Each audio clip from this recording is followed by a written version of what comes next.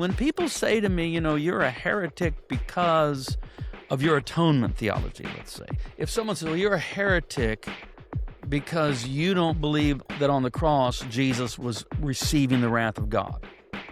You don't believe that God was the ultimate source of violence behind Good Friday, and you're a heretic. This is what I say.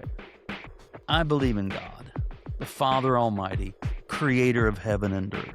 I believe in Jesus Christ, his only Son, our Lord.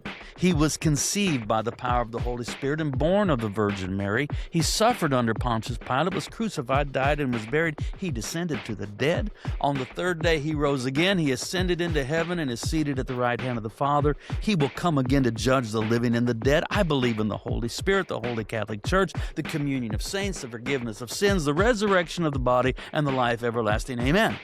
I just disagree with you on your atonement theology.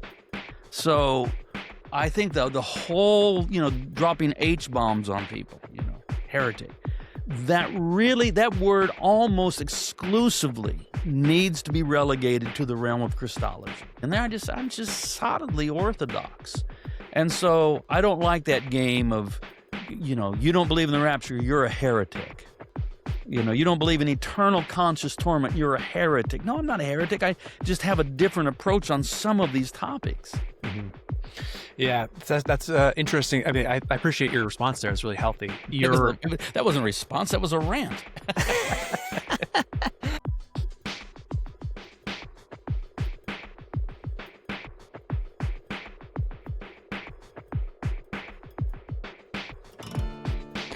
Ladies and gentlemen, boys and girls, podcast listeners of all ages and stages, welcome. Bienvenue chez épisode 98. That is episode 98 of the Jelly Thoughts podcast. Today's conversation is one that as is usually the case, I was pretty excited for, and I was really blessed to be able to have. I chatted with author, pastor, semi-provocateur Brian Zahnd on his newest book, Unseen Existences. So we go through the ringer on this book, and actually we use the book tangentially to have a whole bunch of different conversations. And I kind of grill him a little bit in a very hopefully fun and playful way. He came out unscathed. But if you Google Brian Zahnd, you're going to find a bunch of people who maybe identify as evangelicals who have a lot of concerns with some of his stances and some of the ways he approaches things. And so I was like, you know what? I kind of want to go into this being able to ask the kinds of questions that I'd like to be able to ask him. Now, they do kind of emerge from the reading of this book. And this book, as he kind of at the beginning of the conversation helps us see, is a response to, kind of the unenchanted world that he feels like we're kind of living in. And I really have the impression that if you pick up this book, you will resonate with a lot of the kinds of things that he's talking about. Materialism, kind of this flat, everything can be explained by ones and zeros and, microscopes. It's kind of maybe reached a bit of an end for people. And so, what does Christianity have to offer that's more than just politics, that's more than just pseudoscience, but is actually an answer for the deep kind of itch that we have. And so the book Unseen Existences is what we talk about. I didn't say this in the conversation, but it struck me afterwards. I think 3 or 4 times in the conversation, I say something like, the unseen realm is having a moment. What's funny is, and some of you may know this, but most of you probably wouldn't, in a former life, not an actual former life, but in a life that was about 20 years ago, when I was in a band called The Silent, the only full-length album we ever released was called Unseen. And the background music for this very podcast is kind of an unofficial title track from that album called Something Unseen. So you never hear the lyrics, but the lyrics are, but the chorus is, why are you calling on me? Is it something unseen? And so, hey, Kismet, planets aligning, this idea that the unseen plays a role even in this very podcast. So without any further ado, my conversation with the one and only Brian Zahnd about his latest book, Unseen Existences.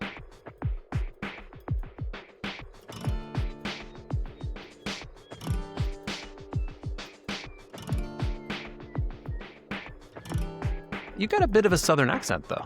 I have a twang. Why? Is that more country than Southern? Is that what you call it? That's maybe more country than Southern, yeah. I wish I didn't, but, at this point, I'm going to die with it, so. You're locked in.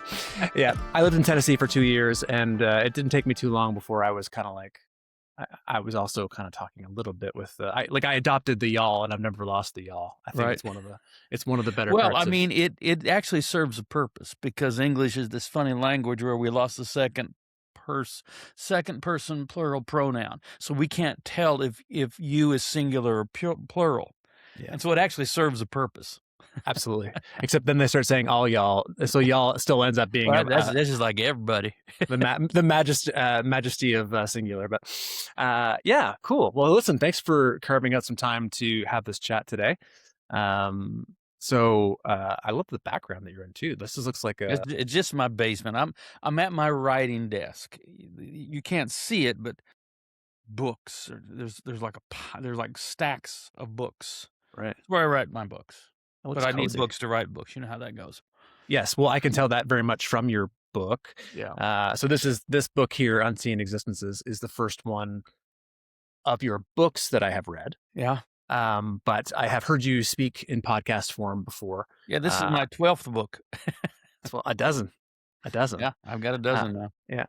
But I could tell definitely that you are I would say that you're a synthetic writer. So, content in and then content out in some respects, which is not like it doesn't come out unaffected, but very much you show your sources rather than some people just kind of hide their sources maybe when they everyone steals.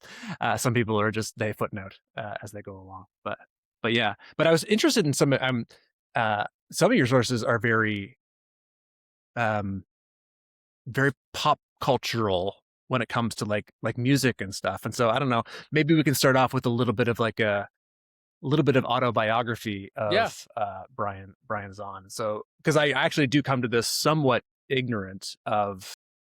Like I was like, oh, why so much about Nick Cave? Why, why reference? Although Nick Cave is having a bit of a moment actually in certain Christian circles, but maybe that Pink Floyd is not. So why Pink Floyd? So like what is your story in a nutshell? How did you land where you are today? Well, I am a product. That's a terrible word. Of the Jesus movement.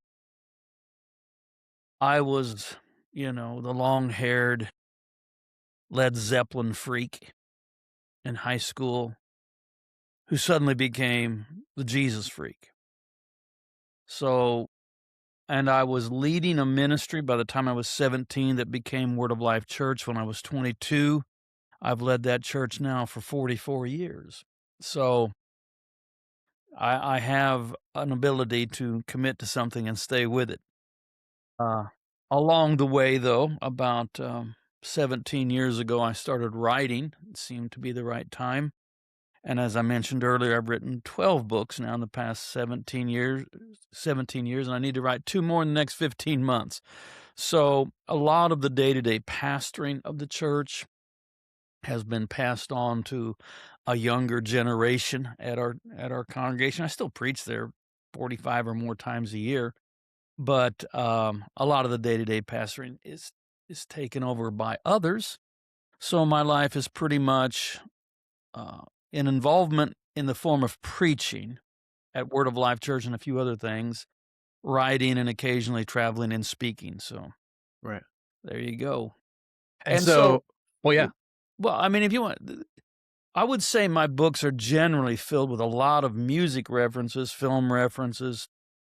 And I just have to say, that is not me trying to do one thing or another. It's just me being me. That's just, music, especially just rock music, is a huge part of my life. I could almost say something like, you have no idea.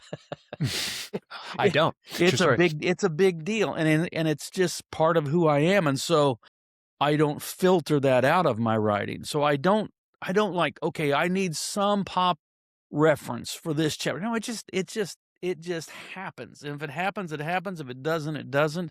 And I don't really think that much about it. So did you hop off the rock train at any point, or are you So, No, but like I'm 44.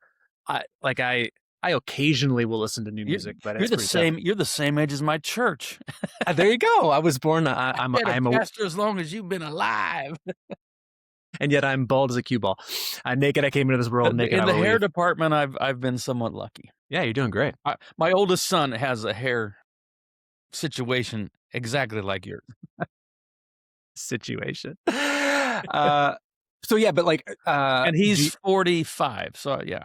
there you go. That tracks. That tracks. Mhm. So do you stay with like? Oh, yeah, no, I stay contemporary. Yeah. I'm spanning the decades of rock, and so, lately, I've been into, as everyone has, maybe not literally everyone, but we're all fascinated right now by Angine de Poitrine, Man. a French-Canadian microtonal duo wearing costumes. So crazy. It So is so crazy. it I'm gonna tell you a little secret, though, about them. If you don't watch them and you just listen to them, it doesn't hit as hard. No. You do have to see them. So, I mean, like I was just flying back from, Calgary, Alberta, when was it? Friday, and I was listening to it. I mostly have seen them on YouTube, but I was listening to their latest album, and it's like, yeah, it's okay, but you really need to see them. I would love to see them live. It would be interesting. I don't know. Yeah, I don't know if a full-fledged concert could keep me engaged. Yeah. There is this phenomenon in the last few years where 45-second clips of things No. can be what you get. And that's a bad habit, right? I think it is anyway. It's challenging, but people are writing to that. So people are like they'll put together a bunch of clips. So, hey, because I don't. Are you a musician? I play guitar terribly. There you go. But you appreciate. So I mean, Yeah. musician would be aspirational, but yeah, I can play guitar somewhat. There's still time. But yeah, so like I'm a low key writer, so it's easy to get ideas are cheap. What's difficult is kind of bringing them to completion, right? Taking an idea and then germinating it to a full song.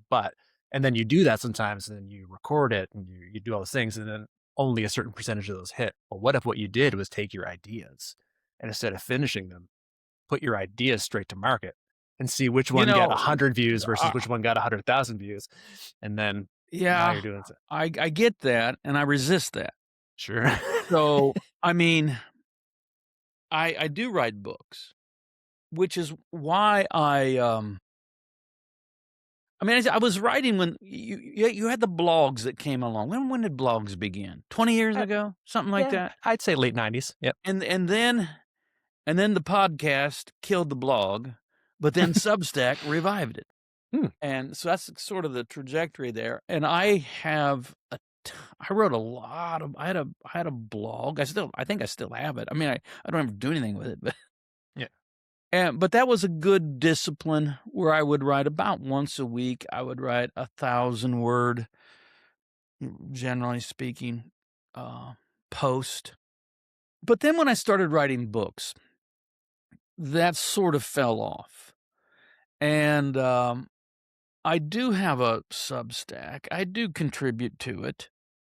There is an important contribution to it at the moment. We'll probably get to that. But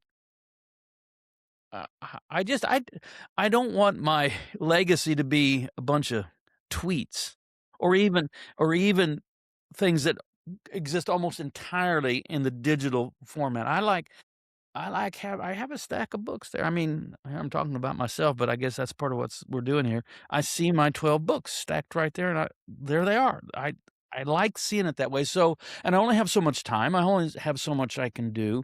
So I don't want to be producing content right when I could write a book. Now, right.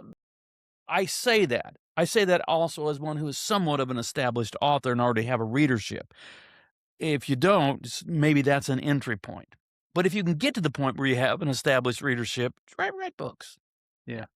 Yeah, it's the marketplace of ideas in some respect. If you had an idea, what would have mass appeal before you wrote the book, goodness, wouldn't that be nice, right? Because publishers don't really like to just push books willy-nilly. They want to know whether or not you have a market. And I'm more familiar with that from a music perspective, but I also Right. kind of get the general gist from a writing perspective as well. So yes, we will talk about your Substack because, as you mentioned, there's a really key tie-in to this, but also a key tie-in maybe to this.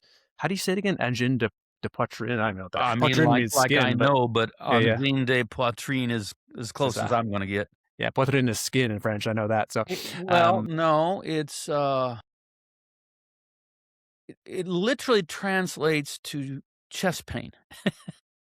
well, like angina. Yeah. Ah, okay. Pain Interesting. of the chest pain.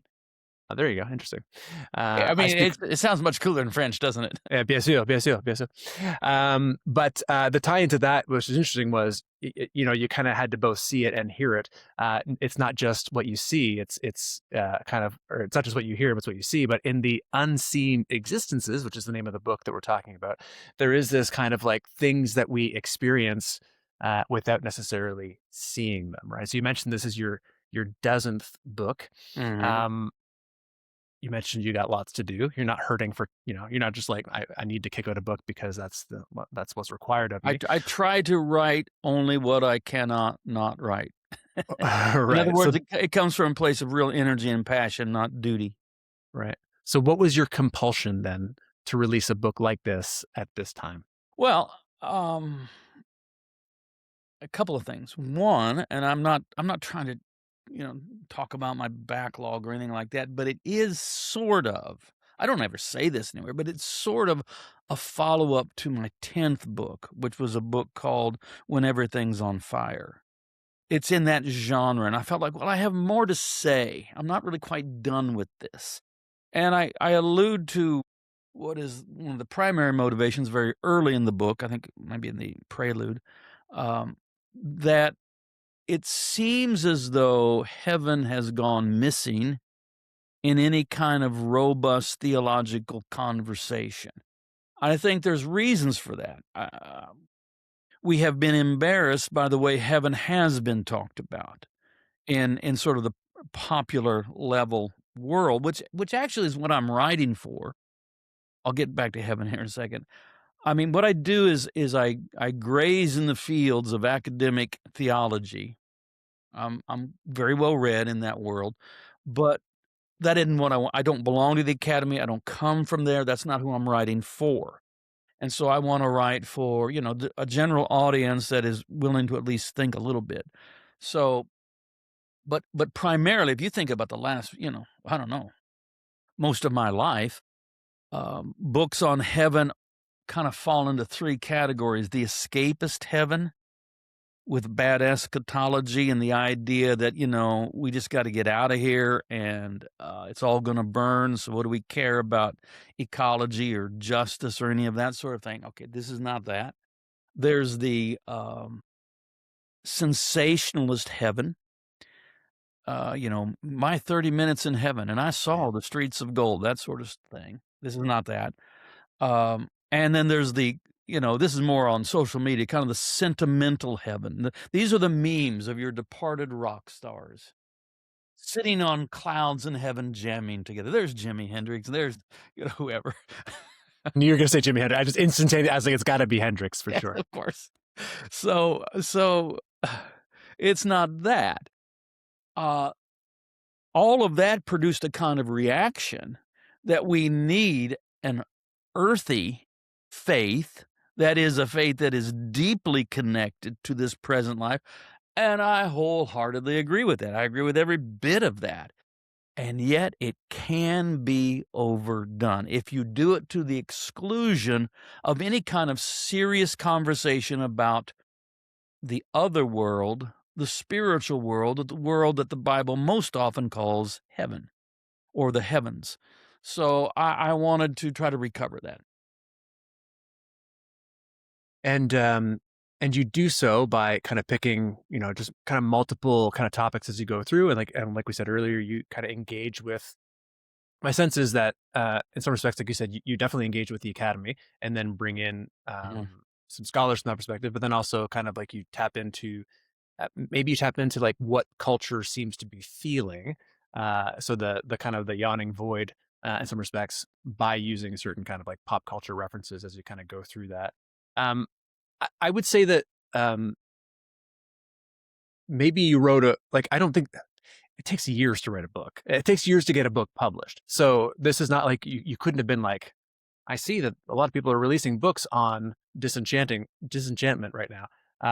You would have had to have kind of like just kind of uh, caught the same kind of zeitgeistic wave that happened at that point in time. But there are a fair amount of them that are kind of coming out. So disillusionment is kind of like it's having a moment. Mm-hmm. And so it caused me to think though, what is, I saw a post the other day online that was like words that have a negative preposition but don't have, they don't exist without the preposition. So disillusionment, for example, there is no Illusionment. illusionment. And if there was, that would obviously not be what people would want to Right. describe, right? Like make sure that you Disenchanted works a lot better then, probably because there is the sense of enchantment that is dist.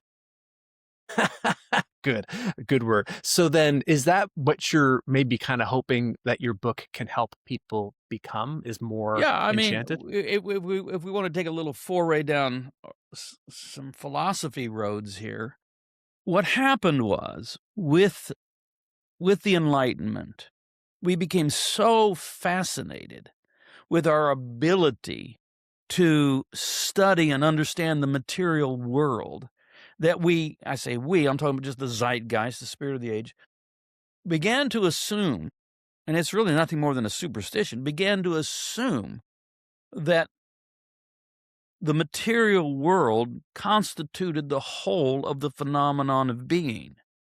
And this was a hitherto unknown move. The idea that the material world is all there is. It's become the dominant assumption.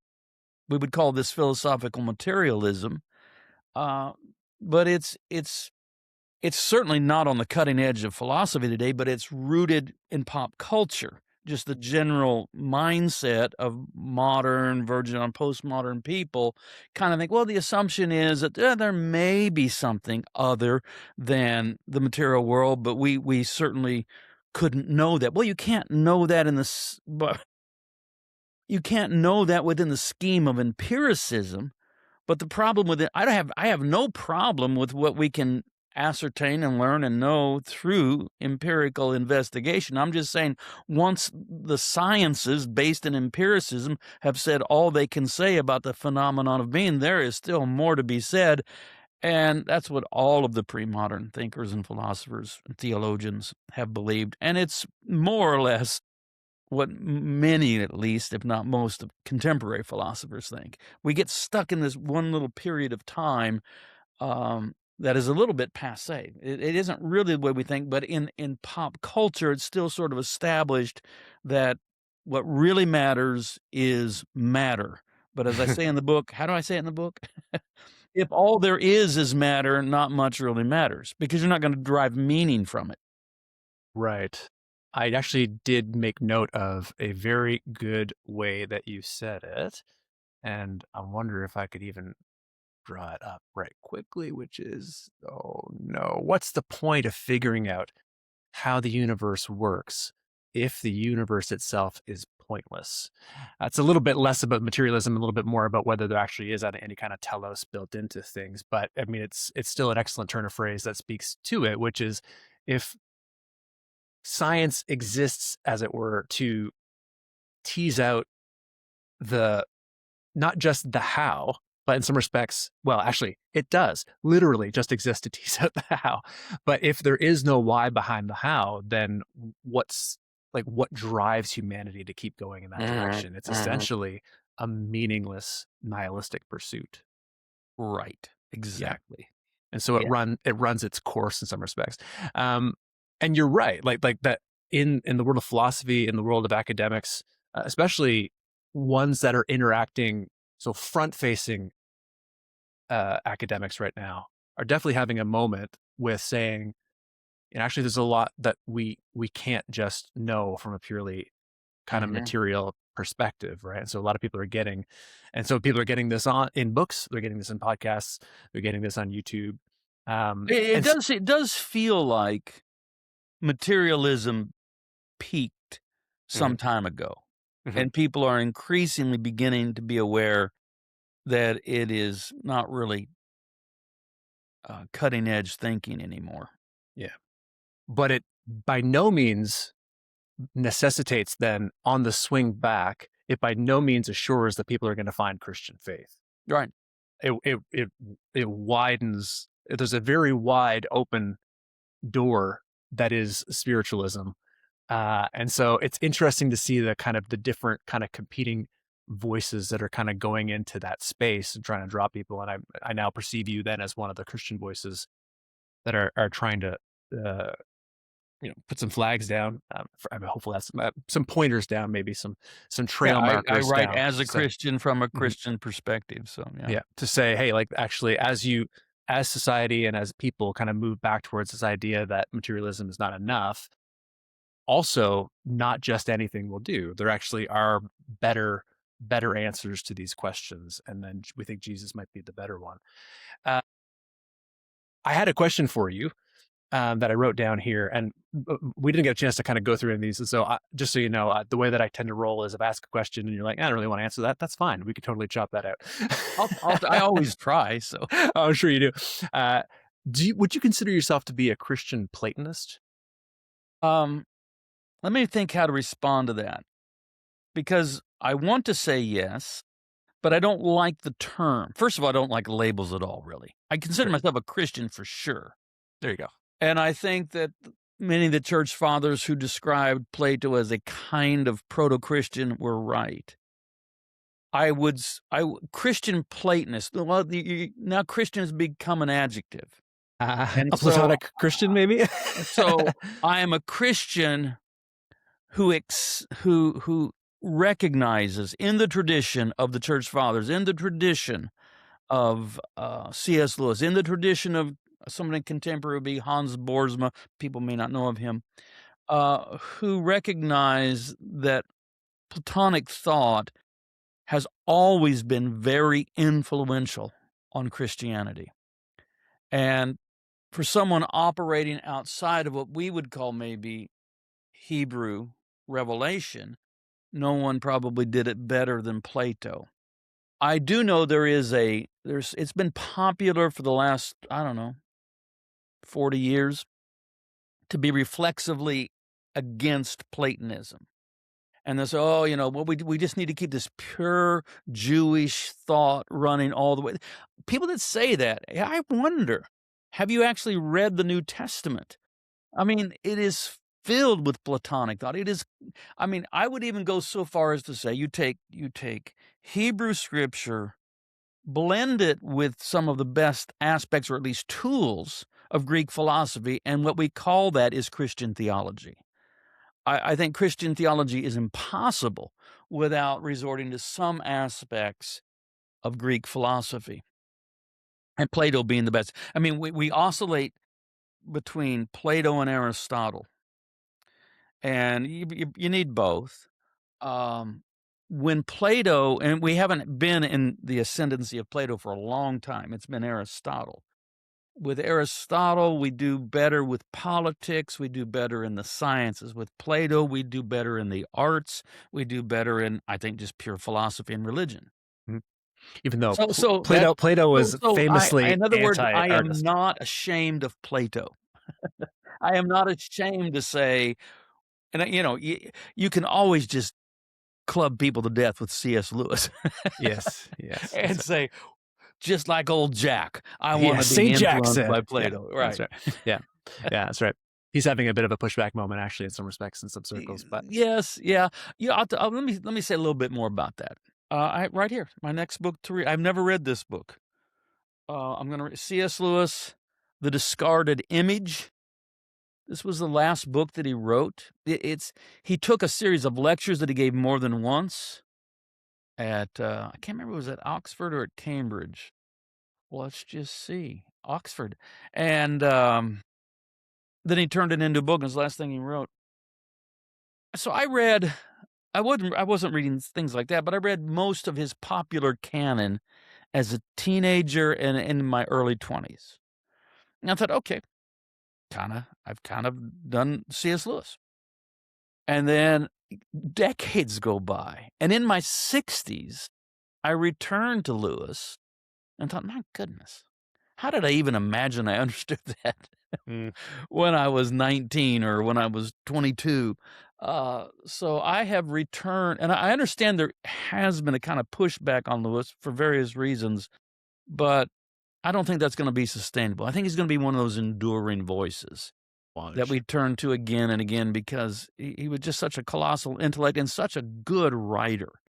That's what you don't get with a lot of people. A lot of thinkers are good thinkers, but they're not good writers. And this guy had it all going on. He was a thinker, he was a writer, all of that. And then he has the whole story of coming to Christian faith as an adult in his 30s and how that happened. I think that lends a lot of credibility right now. So Yeah, that's totally fair. Absolutely. For somebody who, because a lot of people are kind of persuaded by experience, and he was less, it seems to me that he was less persuaded by experience and was very much, he was led there. I mean, experience played a part, but he kind of came to it through a rational route, which is very unusual for. yeah, sort of. He came to theism through rational thought, but Christianity itself is a bit different. That simply seemed to, in an inexplicable way. Remember, he tells the story. He said, I was riding in the sidecar of my brother's motorcycle, and we were going to the zoo, which even that's Strange detail. sort of a strange image. But he said, when we left for the zoo, I did not believe that Jesus was the Son of God. And when we arrived at the zoo, I did. And I had not exactly spent the entire journey in deep thought, but something just happened. I think Christ himself in some ways just broke through into the mind of C.S. Lewis, and, we know the rest of the story. Well, I wonder if in any way that can connect with you. I want to use this as maybe an awkward, but maybe a natural transition towards your own story, because this book, Unseen Existences, does weave a significant amount of your own story into it. And there's this great line that you have in there where you say, you prefer, what did you say? You prefer, rather than calling it deconstruction, you prefer calling it water to wine. And so, yes, unseen realm, this is having a bit of a moment. Enchantment is having a bit of a moment. Maybe a little bit of pushback to St. Jack's having a bit of a moment. Certainly there was a giant moment of stories of all forms and qualities of people deconstructing their faith. And I'm sure this is not the first time that you've written about it, which is probably why you can kind of footnote it in some respects, almost, to be like, you don't say, see my previous books, but I'm sure this stuff exists elsewhere. But for the benefit of those who are listening and may or may not know, there's some interesting parts that kind of creep in there where what I was surprised by, it was not joy, but I was surprised by saying, like, in a book that talks about trying to elevate the unseen and talks about transcendence, at the same time you talk about a move away from charismaticism. And I think Right. for a lot of people that will sound kind of oxymoronic, but obviously it makes sense. So help it make sense. Okay, so as I said earlier, I come from the Jesus movement, which for all that it was and wasn't, it was aptly named. It was an intense emphasis on the person of Jesus Christ. It was counterculture youth finding a revolutionary worthy of worship. But that then just naturally led us into the charismatic renewal. They were happening more or less simultaneously, and the Jesus movement fed into that. I actually described the charismatic movement as good until it wasn't. Yes, that's a good line too. In commenting on the charismatic renewal in 1971, I believe it was, German Catholic theologian Karl Rahner said, well, the Christian of the future will be a mystic or there'll be nothing at all. And then he described the charismatic movement as mysticism for the masses. When it was that's what I describe as good. In other words, the idea that there is the possibility of encountering God, that what we call in some ways the supernatural should be regarded as kind of normative for the Christian life. Now, I don't mean sensationalism, and I certainly don't mean hucksterism, but I do mean that the direct experience with God is considered normative. What went wrong with the charismatic movement was when it became celebrity-driven, when it became profit-driven through the prosperity gospel, and it became politicized. When the charismatic movement en masse just decided it would join the religious wing of the Republican Party. That's when it became a problem. And there was always a tacit within the Jesus movement, because of its anti-tradition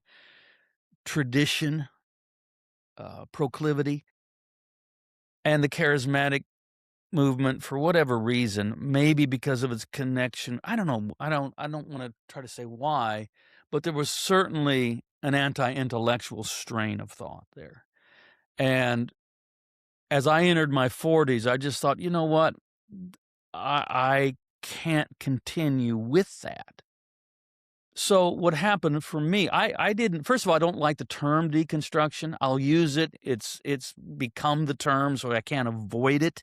I mean, it actually comes to us from Jacques Derrida, French philosopher, and has to do with philosophy of language, and has to do with literature and texts. So it's not my preferred term. If for another reason, then it's borrowed in a kind of an odd way from Jacques Derrida, and it sounds in the ear of the layman, deconstruction sounds too much like destruction. And so for me, I wasn't having as I was entering my 40s, I wasn't having a crisis of faith regarding Jesus Christ. I was having a crisis of faith regarding Christianity American style. I just felt like the Jesus who had captured my heart as a teenager, that I'd given my life to, deserved a better Christianity than I knew. The Christianity I knew at that point was thin, consumerist, and all too American. And so I went on a search to find something deeper, richer, more historical. And I found it. I found it. And so that's part of my story, part of my journey. And I allude to that somewhat in Unseen Existences as just part of that journey. Right. And so the move away from care, and that's where that term, I mean, all terms are slippery, as you already acknowledged. So like the move away from what you call charismatic Christianity is not a move away from the charisma. Like you still very much have I mean, that's the whole point, is the respects of your book, is it's still very much a transcendent spiritual. It's a move away from what the movement became. Right. And is presently, in its present iteration, I think it has virtually no value at all. I would say that for the most part, it is something to depart from. Interesting. So like with the word, like with a church like Word of Life, there aren't very many churches that are called Word of Life that probably aren't connected in some way to the charismatic movement. Yeah, I mean, so that's our history, that's our roots. Yeah. So I mean, how is that? I mean, obviously, you go on a journey. How has that been for your congregation? That's probably also been pretty wild. There is a tale to be told here, Mark. I'm sure there is. So right around the year 2000, entering the 21st century, which also was entered in my 40s, I began to read much more seriously. I was reading philosophy, patristics, and then eventually reading academic theology, reading Karl Barth, reading N.T. Wright, reading Walter Brueggemann, reading Stanley Hauerwas. Reading David Bentley Hart. These were some of my primary influences. And then also leaning more and more into the great tradition. So becoming more liturgical, more sacramental. And that, of course, brought about changes in our church, most of which would have been palatable. for the majority of them. I mean, they were maybe a little thought, well, this seems odd, but I think they would have come with me through most of that. What became a bridge too far for so many was when I began to critique America not as a kind of biblical Israel, but as a kind of biblical Babylon. And when I just completely uncoupled any association with right-wing Republican politics, which, by the way, does not mean that suddenly I just became a Democrat. I mean, that's how people in their binary world like to frame it, and that's why it freaks them out. But that's not what happened.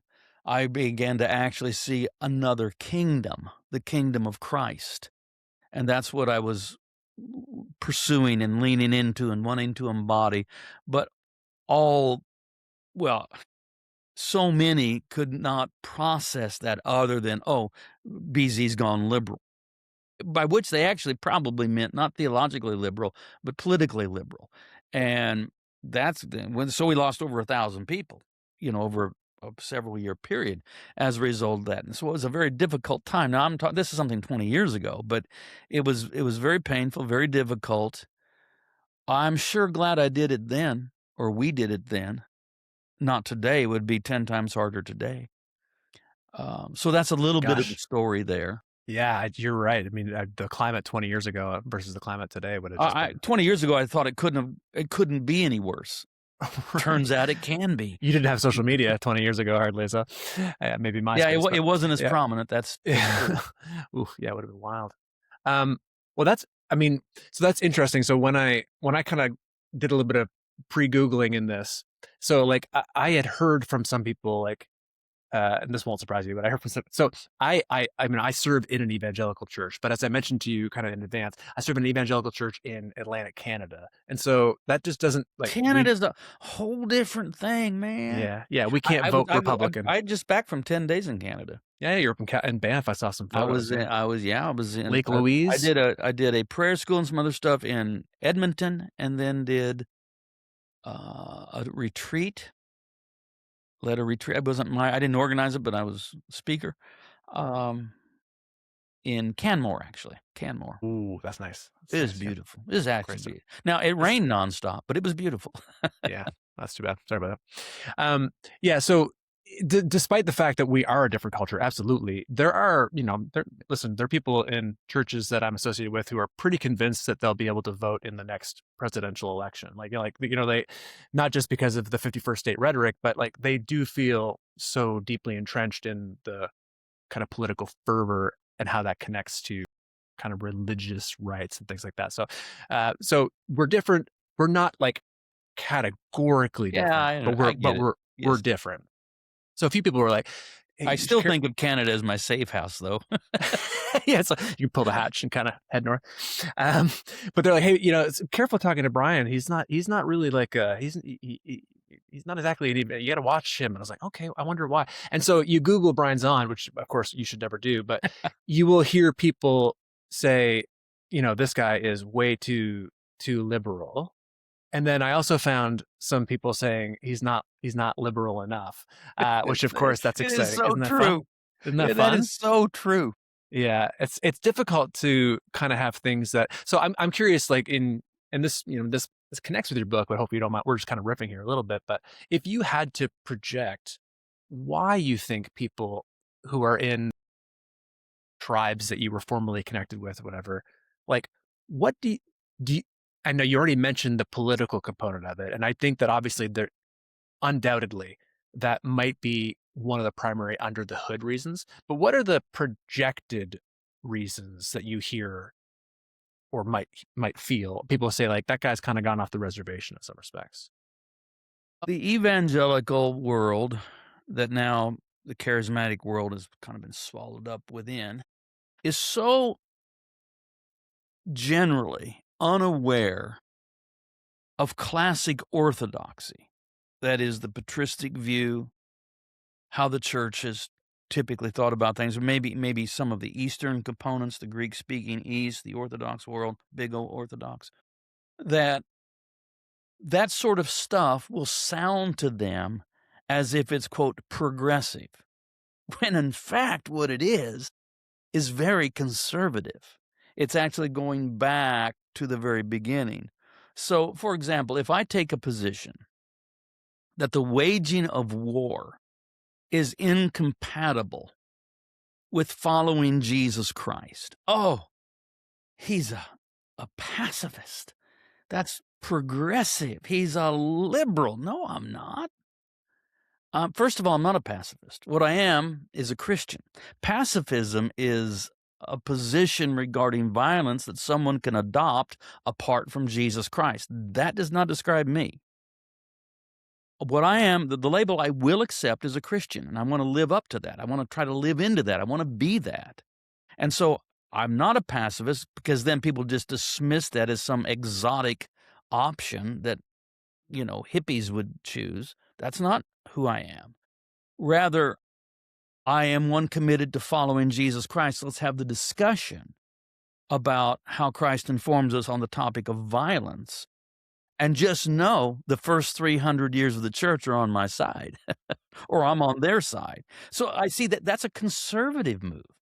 The idea that, no, we're going to find a way to align the church with the interests of empire, that's not conservative. That's a move away from what the church had been for its first 300 years. So, but we're really stuck in this binary, left, right, conservative, liberal, that sort of thing. And it seems to be the only way people can process. Well, if he's not one of us, he must be one of them. Yes, that's right. And they just don't have much nuance at all. And so, yes, I understand how some conservatives could regard some of my positions as progressive, but I have no commitment to progressivism.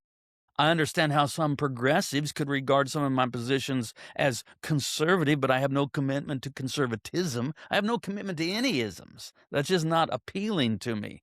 And so I'm trying to be fair. I do insist that I am solidly orthodox, small o orthodox, influenced by the big O orthodox, but that's not what we're talking about. Right. So when people say to me, you're a heretic because of your atonement theology, let's say, because that comes up. And I don't say anything different than what the Greek East has said for 2,000 years. But if someone says, well, you're a heretic because you don't believe that on the cross Jesus was receiving the wrath of God. You don't believe that God was the ultimate source of violence behind Good Friday, and you're a heretic. This is what I say. I believe in God, the Father Almighty, creator of heaven and earth. I believe in Jesus Christ, his only Son, our Lord. He was conceived by the power of the Holy Spirit and born of the Virgin Mary. He suffered under Pontius Pilate, was crucified, died, and was buried. He descended to the dead. On the third day he rose again. He ascended into heaven and is seated at the right hand of the Father. He will come again to judge the living and the dead. I believe in the Holy Spirit, the Holy Catholic Church, the communion of saints, the forgiveness of sins, the resurrection of the body, and the life everlasting. Amen. I just disagree with you on your atonement theology. So I think the whole, dropping H-bombs on people, heretic, that word almost exclusively needs to be relegated to the realm of Christology. Maybe a couple of other areas, but it's almost always some area of Christology. And there I'm just solidly orthodox. And so I don't like that game of, you don't believe in the rapture, you're a heretic. You don't believe in eternal conscious torment, you're a heretic. No, I'm not a heretic. I just have a different approach on some of these topics. Yeah, that's interesting. I mean, I appreciate your response there. It's really healthy. That wasn't a response. That was a rant. That was good. And there is a surprising, you go into Christology in a pretty, I was like, why is there so much Christology in the middle of this book? But I critiqued some of the I don't know, some of the most popular aspects of progressive theology in the current moment. I don't name it out and out, but if you know that I am pushing back on open theism. Yeah, I was surprised by that. Which you know, a lot of the proponents that are really good friends of mine, they're lovely souls. They're wonderful people. They're just Mhm. wrong about this. Not heretics. No, they're not heretics. They're just wrong. Yeah. Right. Yeah. I think so anyway. Man, I I can mean, talk to you. this is another example where I'm pretty conservative. I'm a classic theist, Right. Yeah. classical theist. Yeah. Yeah. I mean, man, opening that Pandora's I box think God knows of the theism. future. Okay. Yeah. I have no, I just, I find that tough. I find that's a tough one. Another thing that you say that's tough but that I must admit resonates was on page 75.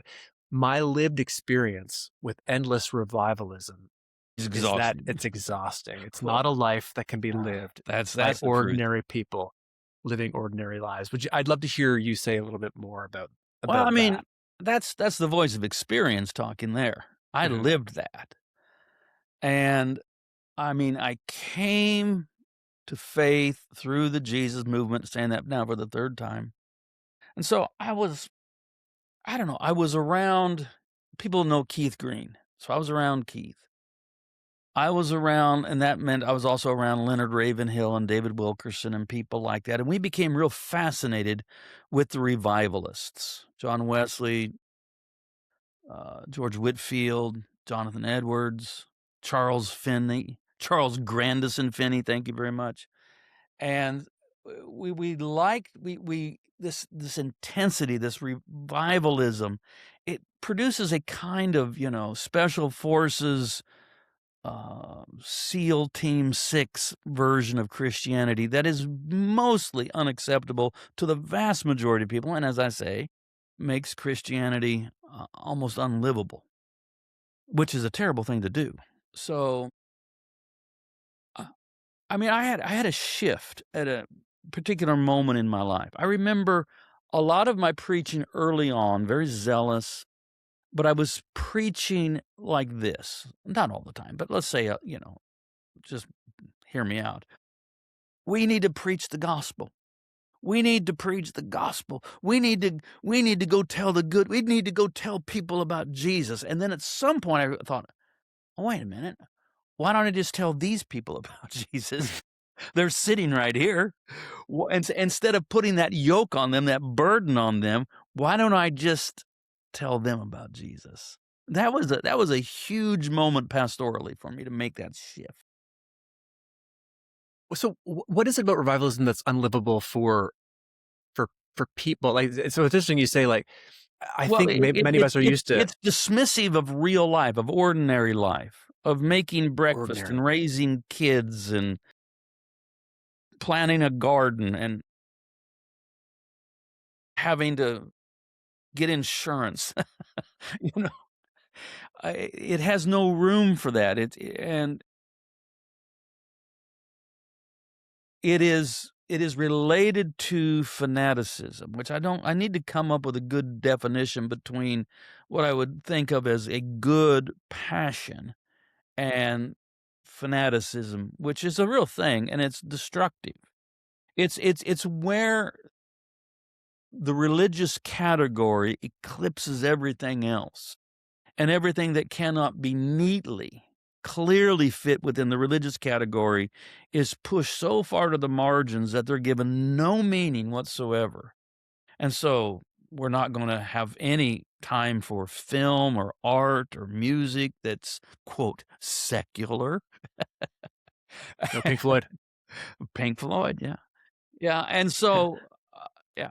So I wonder. so Part of me wonders if it is a little bit of a product of the flattening of society. And this is not my idea. I think Charles Taylor in A Secular Age brings this up. Is that like the Reformation in particular really takes the priesthood of all believers very seriously, and in the process of doing that, flattens society, yes. so that rather than having, you mentioned the idea of like a SEAL Team 6 or whatever, like they did have elite.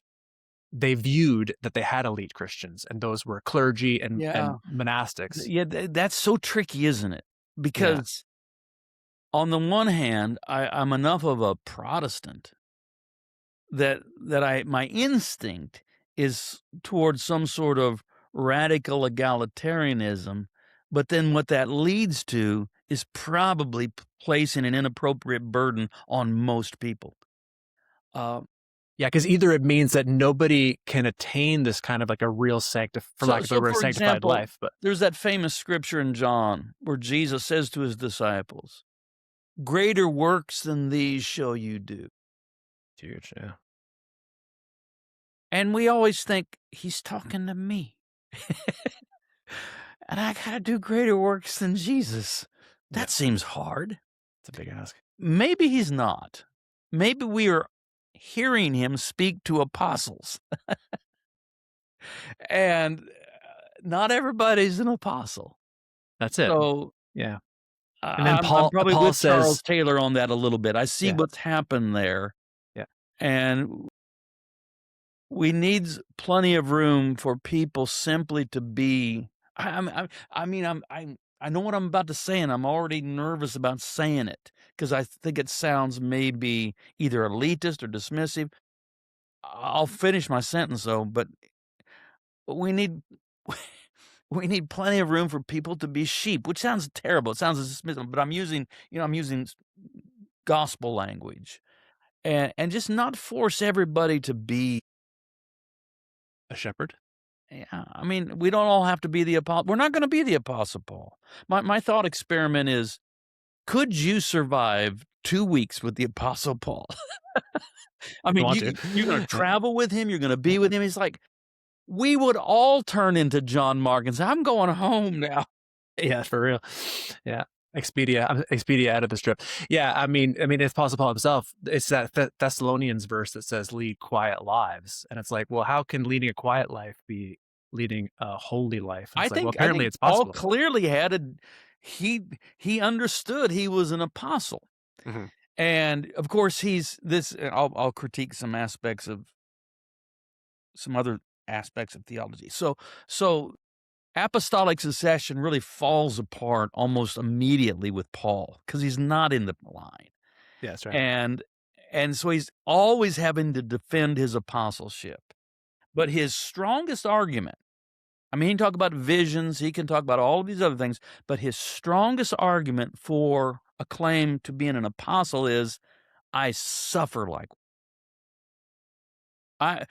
stop giving me trouble. I bear on my body the brand marks of Jesus Christ.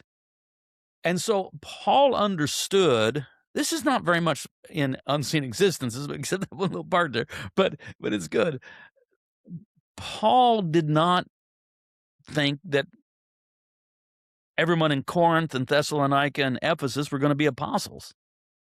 They were to lead quiet lives. They were to be the fruit of Christ. They were to be transformed. But a few, were called to an apostolic life that was chiefly characterized by a lot of suffering. But Paul was willing to do that. But I don't think we should lay that. I think revivalism tries to make, in some ways, the apostolic calling the norm for all Christians. I mean, I know I've heard plenty of sermons like that. And I 44 years into pastoral ministry, I've long since stopped that. I think that's cruel. I think that's unwarranted. I don't think it's true to the scriptures. I don't think it's what pastors certainly ought to be doing. Most people, you've already quoted that verse, aspire to live quiet lives. Yeah. Ontological equality without vocational equality. That's well put. Well put. Yeah. Well we're set right. So here's something that is in your book. Page 50, you make the path visible by walking it. This is part of the kind of, and so, my question to you then is this: how do you know then that you're on the? Well, you don't. That's not that's kind a great of my answer. point there. Yeah. But you can pray, and you can be as. If your intention is, I have no other agenda than simply to live out the will of God in my life, and you ask to be led, then take the step in front of you that you seem to want to take or need to take or feel like you should take. And then in retrospect, you'll know more and more about whether or not that was the path. But it probably is If you can just keep that line of communication open, keep your heart clear and clean and pure, you will make the path by walking it. You will look back and say, yeah, I see now that this was where I was supposed to go. Um, but the will of God is a way of life. It's not a particular thing to do. Should I become this or should I become that? You should do what you want. You should go where you think you have the capacity to go and become what you have the capacity to be, but do so with humility. Do so in righteousness. Do so in integrity. That's the will of God. We know what the will of God is: to do justice, love mercy, walk humbly with God. That's the will of God. It's not necessarily a particular. There may be a particular destination, but that's how you're going to find it, not by trying to find the destination or the destiny, but by saying, in this present moment, I'm going to love mercy, do justice, love mercy, walk humbly with God. So somebody could hear this kind of like interior light kind of a version from what you just kind of said. Like a Catherine of Avila or the kind of interior castle kind of a like just, but Yeah, that's Teresa of Avila. That's it. That's dropped in a context of Christian formation and Christian education and Christian culture. So like that's a revival, like that's really a revivalistic trend in an era that has a lot of guardrails that lead towards what would be definitely not on the path. So what do you, when we say the idea that you make the path by walking it, like I think of that Indiana Jones movie. I actually just watched it with my kid a few weeks ago. I hadn't thought of that till just now. I know exactly what you're going to say.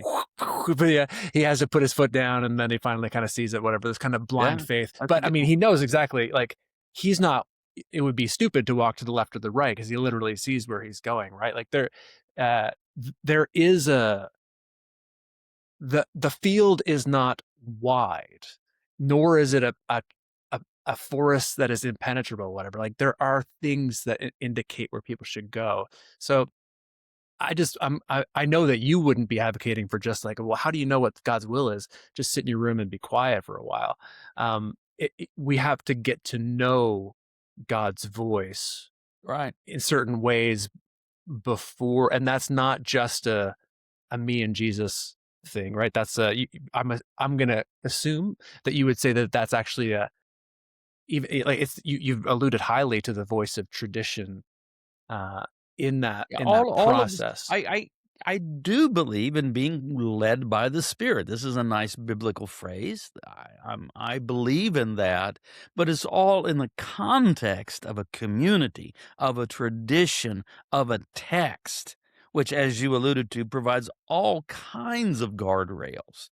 And so it doesn't authorize someone just to do their own thing independent of what the tradition, what Scripture, what the church has historically said, what your friends around you might say to you. All of that has to be heeded. But in the midst of that context, yeah, I do think the Spirit does guide us and lead us. Yeah, that's good. And so, I do tell some stories about the amount of sacrifice that my wife, Perry, and I made, especially in the early years, for Word of Life Church. I don't think any denomination would have asked of us to do what we did. I don't think they would have the right to ask that of anybody. And yet we really felt like we were supposed to do that. That when the easiest thing to do would be to quit and become, quote, responsible, I somehow thought, no, I need to keep walking by faith. I need to keep trying. And now, and the path was indeed made by walking. I can look back and say, yeah, man, I'm so glad that in 1985 I didn't quit, even when that seemed like the most responsible thing to do. So you have to leave room for that sort of impression.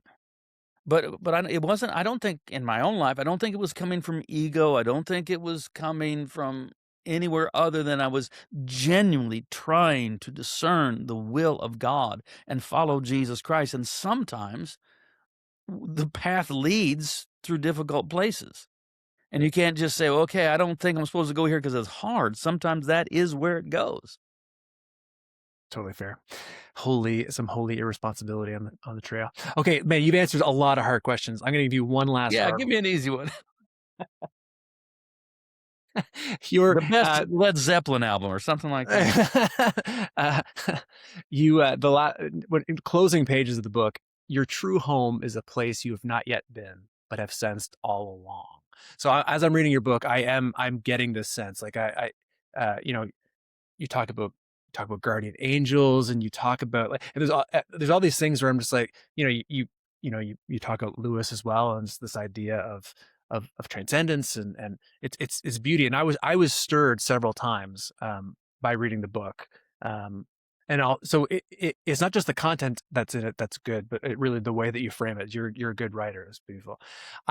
I alluded right at the beginning of this conversation about like the challenge about Platonism that I've experienced is that, like, several times through the book, you do weave Plato in there, and you actually use this, the famous analogy of the cave and how that ties into the idea of the forms. Mm-hmm. And you mentioned this, like the book of Hebrews, which ironically labeled Hebrews, it in some respects is really, it can maybe even should be interpreted in this way, which is the idea that there's a heavenly form, and then there are earthly instantiations of this in some respects.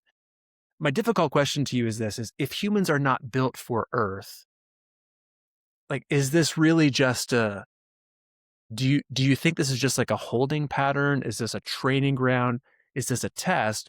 Or should we take Genesis at somewhat face value and say that humans actually were made for Earth, like that we were dust that was breathed into, and that's what makes a human? Yeah, I don't think Earth is not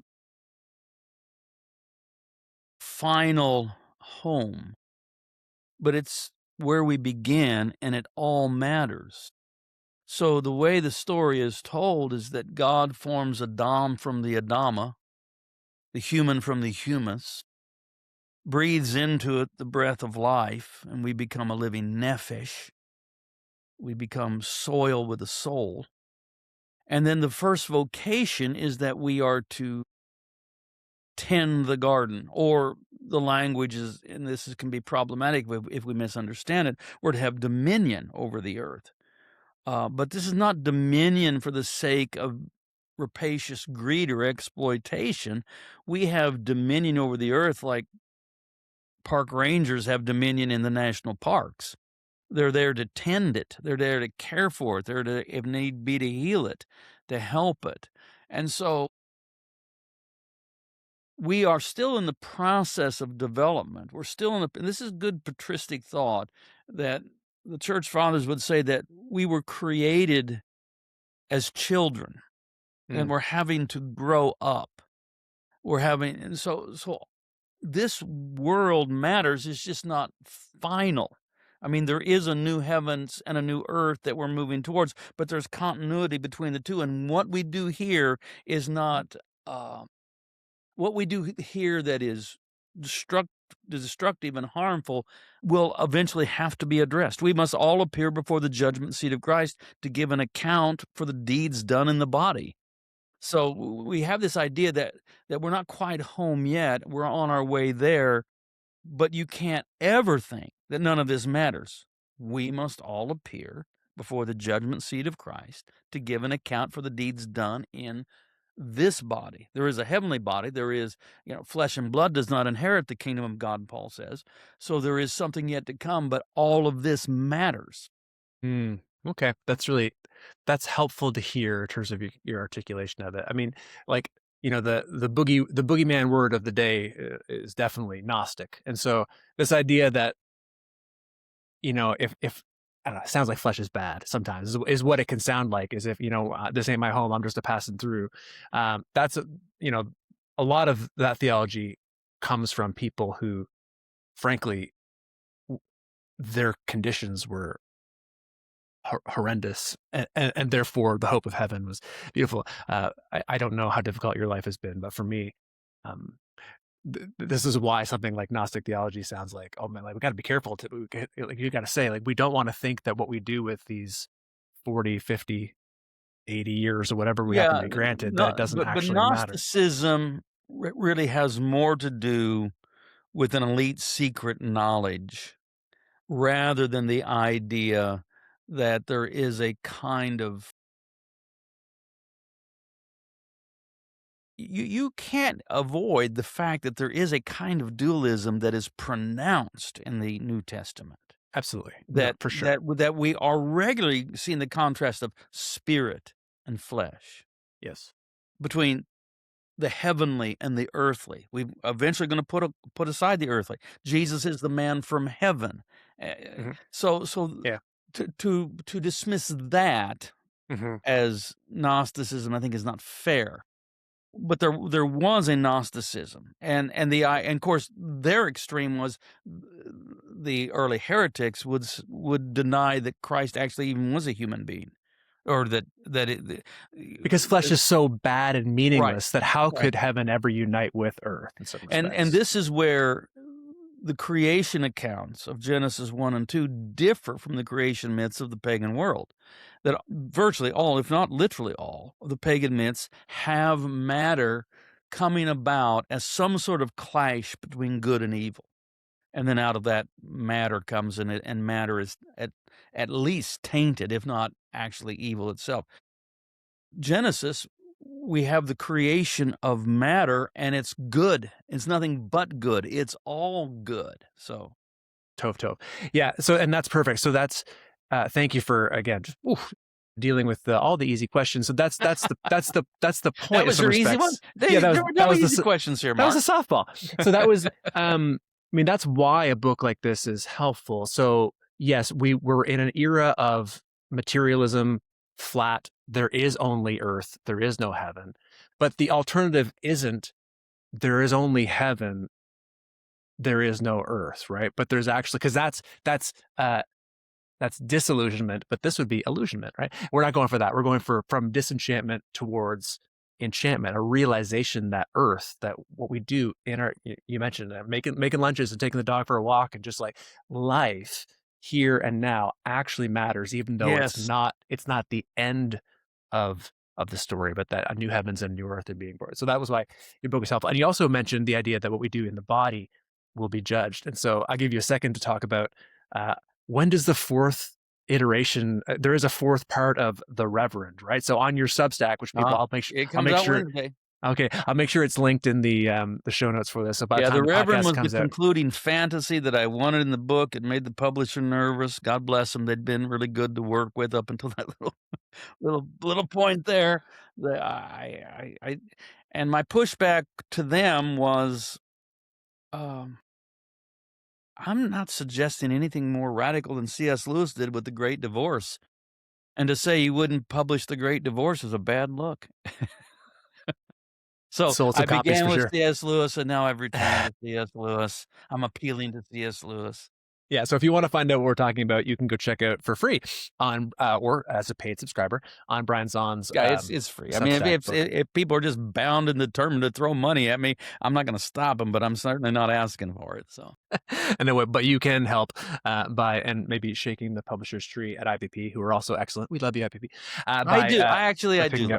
Yeah. Unseen existences, wherever you happen to pick up books. Brian, goodness, thank you so much for your generous Orthodox time today. Appreciate your conversation and the way that you've been. Appreciate the book, and so I'll be recommending it to people for sure. Thank you, Mark. Thanks, Brian.